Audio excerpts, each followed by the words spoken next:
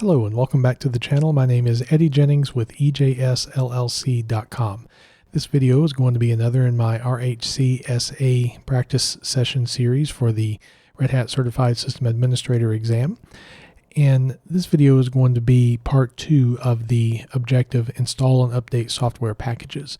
One thing to keep in mind is I don't intend for this to necessarily be authoritative information, even though I do intend for the information to be accurate. Rather, this video is showing what I would do to prepare for the objective should I be preparing for the exam itself. Before I dive in, I want to thank returning subscribers for watching another video, as well as invite everyone, if you enjoy the content of this video, make sure you click like, and if you have not subscribed to the channel yet, make sure you click that subscribe button and ring the bell when you do, so that way you can be aware of when new content comes available. So let's finish up the video series on installing and updating software packages.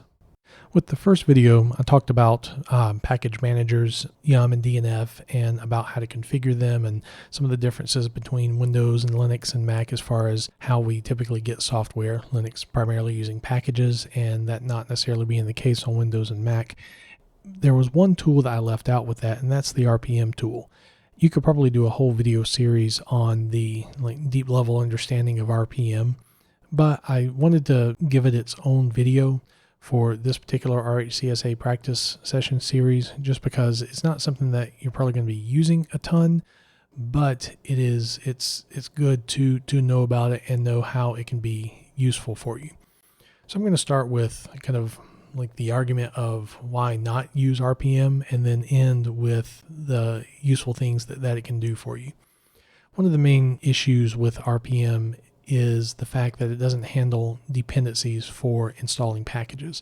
Now, there may be a way to cajole it to do that. If there is, I'm not aware of it. Feel free to put it in the comments, but generally I have found, even with working with just individual RPM files, I have found it more useful to install those using Yum or DNF. I'm going to give you an example of that. So we're going to download an RPM file from our repository. So I'll do DNF download HTTPD. And after a moment, we'll have the RPM file. I'm going to rename it to something not ridiculously long. I'm just going to call it httpd.rpm. And there we go. Now, if we wanted to, we could install this with just RPM itself. We can do rpm-ivh, I for install, V for verbose, and H for giving it a little status bar that you'll see. And we give it the name of the RPM file, httpd.rpm.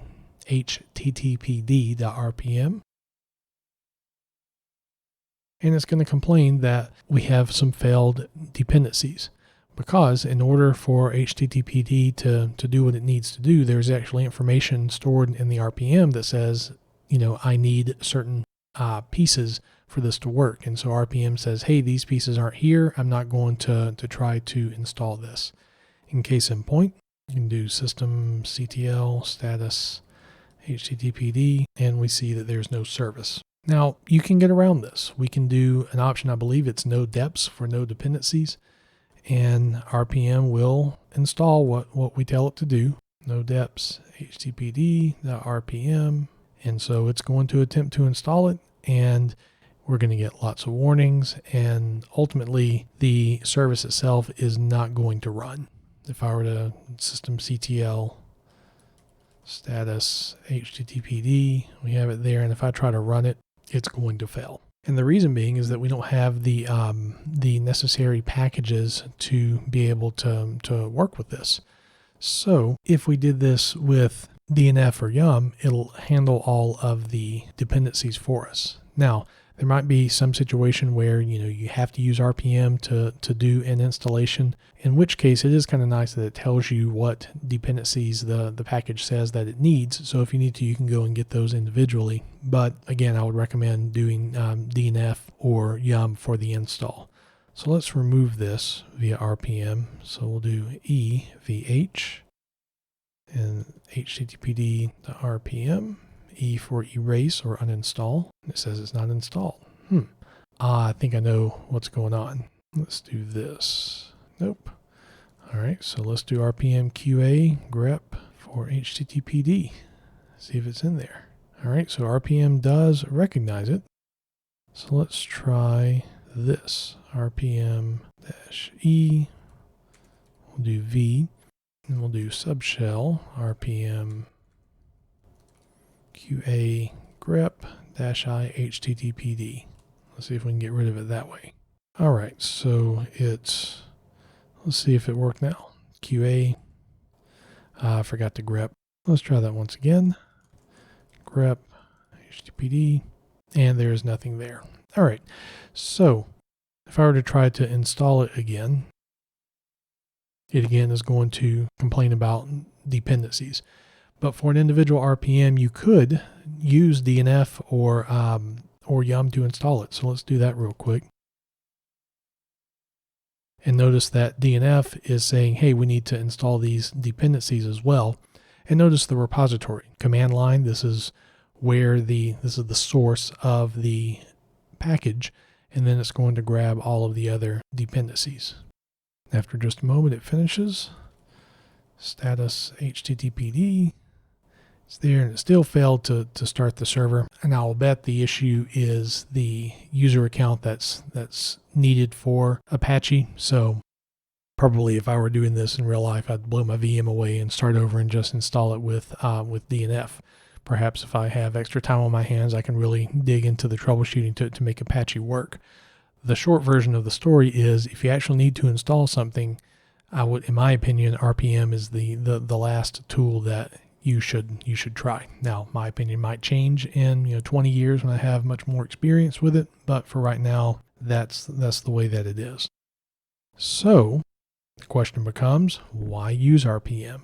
Well, RPM can be very useful for getting the information that you want out of a package. So case in point, this HTTPD package, if I were to do RPM QA again, grep-I HTTPD, I'm actually going to store that in a variable just because I'm tired of typing it and I want to get the real name.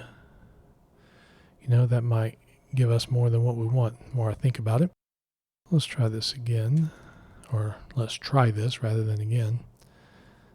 Yeah, that's going to give us more stuff than we want. I think this will be all that we need, but we can put that to the test. So RPM QI, nope.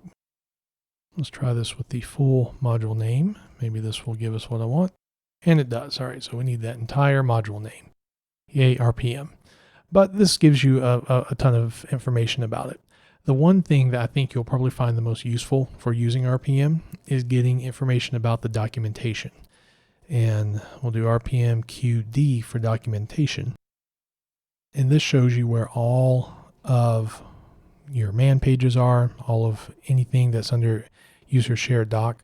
In my experience, when I've had to use RPM, I've used it most often for getting the documentation.